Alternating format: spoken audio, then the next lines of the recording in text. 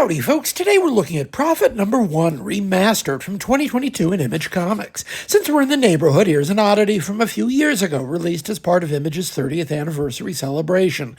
This is once again the first issue of Prophet, as reinterpreted by 30 different artists 30 years later. There's even a rare piece of new Jim Lee image art for this variant, which looks to have been inked by Lee himself. He still has some life in his line when he wants to.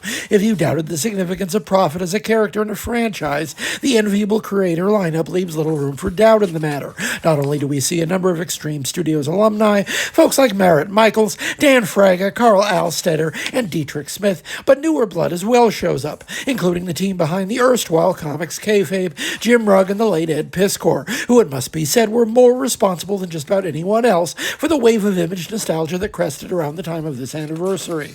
Our pal Tom Scioli is here too, and it shouldn't surprise you that his page is readily identifiable. Clayman is here, a favorite of mine ever since his work for Marvel's Gambit, as well as Philip Tan, someone to whom I didn't used to pay much attention, but that's changed after his incandescent work on Frank Miller's Ronin sequel. The star of the show, however, is the return of Dan Panosian to the book that made his career. He gets a big spread right at the climax, showing off a truly impressive John Prophet glowering in the shadows. That strikes me as the series' greatest legacy in one fell swoop. Although Rob Liefeld may not have discovered Panosian, he'd been working as an inker for Marvel prior to the Image exodus. There's little doubt that Panosian turned them out to be the most successful Extreme Studios alumni, with the possible exception of Danny Miki. And it must be said for the record, I didn't care for Panosian's work of the early 90s. He was a proud Liefeld clone, working directly for the man at his company, drawing from his layouts, and I didn't really care much for Liefeld once he left Marvel and stopped working with better writers.